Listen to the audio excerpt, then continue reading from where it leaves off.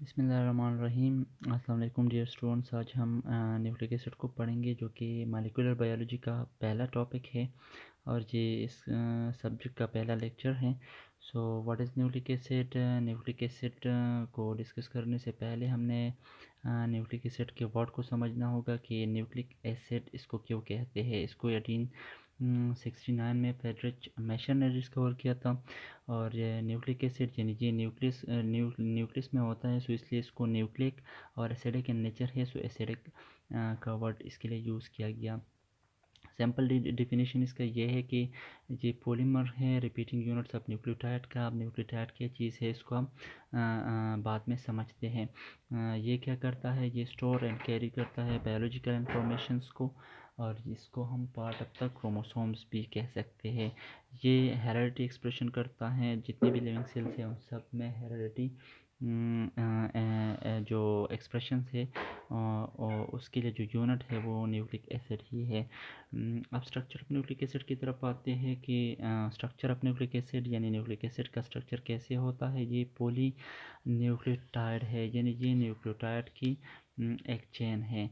जो मोनोमर है इसकी वो न्यूक्लियोटाइड है और न्यूक्लियोटाइड आपस में मिलकर जो फास्फोडाइस्टर लिंकेज है उसके थ्रू मिलकर एक न्यूक्लिक एसिड को बना देते हैं। सिंपली हम इसको यूँ समझ सकते हैं कि सबसे पहले न्यूक्लियोसाइड बन जाता है।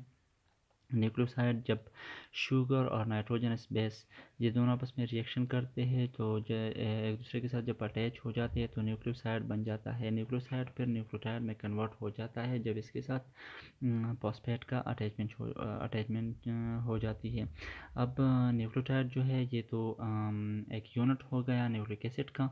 सो क्या होता है कि न्यूक्लियोटाइड्स आपस में फास्फोडाइस्टर लिंकेज बना देते हैं और एक पॉलीमर बना देते हैं। उस पॉलीमर को हम न्यूक्लिक एसिड कहते हैं। न्यूक्लिक एसिड फर्दर फिर 2 टाइप्स का होता है, डीएनए एंड आरएनए।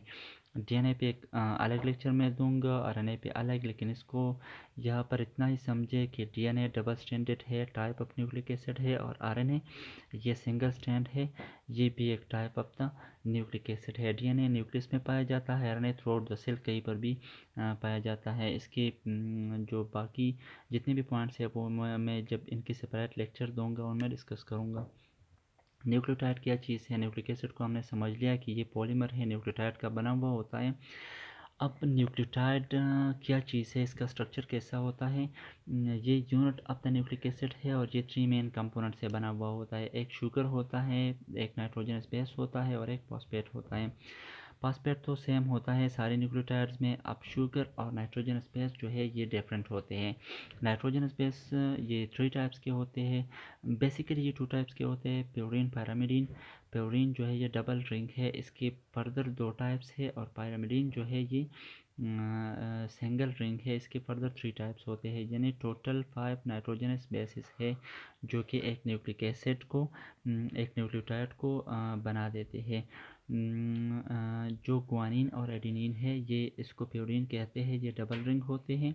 और जो साइटोसिन, यूरासिल और थायामीन है इसको ये पैरामिडीन कहते हैं, ये सिंगल रिंग होते हैं। पेंटोज शुगर की बात अगर हम करें तो शुगर 2 तरह का होता है, एक होता है डीऑक्सीराइबोज और एक होता है राइबोज।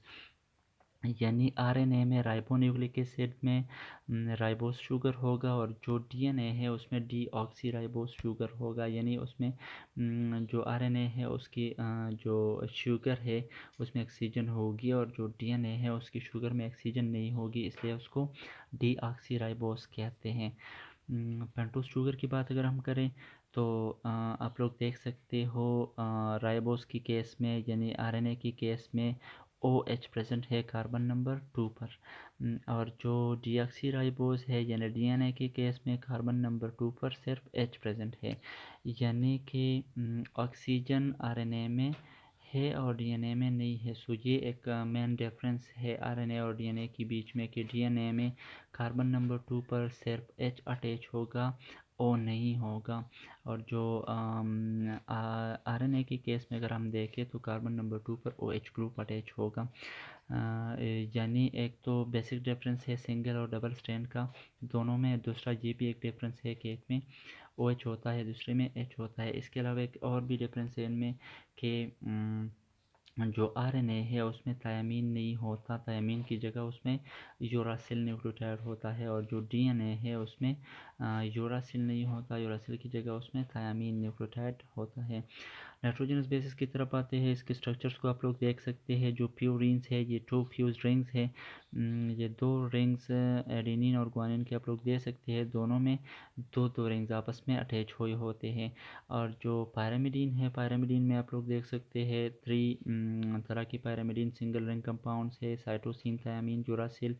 और इन सब में सिंगल रिंग है एक दूसरे के साथ। ये सारे रिंग सिमिलर है, लेकिन इनमें जस्ट ये ग्रुप्स जो अटैच है, जैसे कि थायमीन में CH3 अटैच है, साइटोसिन की केस में NH2 अटैच है।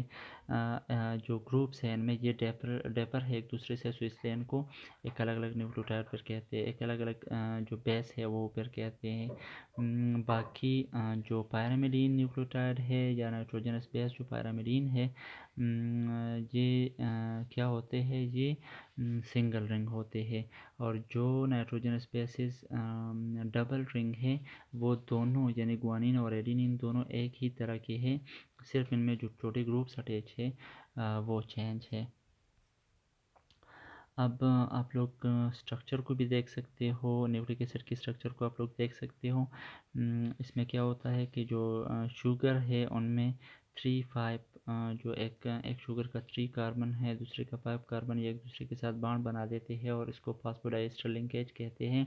इस तरह ये बॉन्ड्स आपस में मिलकर एक पॉलीमर बनाते हैं जिसको हम न्यूक्लिक एसिड फिर कहते हैं। डीएनए और आरएनए को हम थोड़ा सा उसकी समरी को इधर पढ़ते हैं, फिर हम नेक्स्ट लेक्चर में डीएनए और आरएनए पे सेपरेट लेक्चर बनाएंगे। डीएनए क्या है, ये डबल स्टैंडर्ड है, ये डीऑक्सी न्यूक्लिक एसिड है। पहले मैंने आप लोगों को बताया हुआ है कि इसको डीऑक्सी क्यों कहते हैं, क्योंकि इसमें ऑक्सीजन नहीं होता। डीएनए मेनली डबल स्टैंडर्ड होता है। ये इसके 2 स्ट्रैंड होते हैं, समटाइम्स कुछ चीज़ों में इसके सिंगल स्ट्रैंड होते हैं। एक और बात आप लोगों ने याद रखनी है कि डीएनए जो है ये न्यूक्लियस सेल की न्यूक्लियस में होता है। मैक्सिमम जहाँ पर भी आप लोग देखो तो डीएनए न्यूक्लियस में होगा, और RNA throughout the cell कहीं पर भी हो सकता है। लेकिन डीएनए जो है ये सम टाइम स्मॉल अमाउंट में माइटोकॉन्ड्रिया और क्लोरोप्लास्ट में भी हो सकता है। ये जेनेटिक इन्फॉर्मेशन आप लोग सब लोगों को पता भी है कि डीएनए क्या चीज़ है जो जेनेटिक इन्फॉर्मेशन को स्टोर करता है। अब आरएनए की बात करते हैं। आरएनए क्या है, ये राइबोन्यूक्लिक एसिड है, यानी उसकी जो पेंटोज शुगर था उसमें ऑक्सीजन प्रेजेंट था।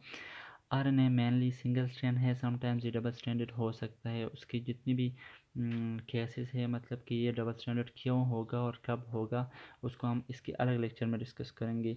आरएनए बेसिकली ये यूज़ होता है प्रोटीन सिंथेसिस के लिए। डीएनए की फर्दर कोई टाइप्स नहीं है।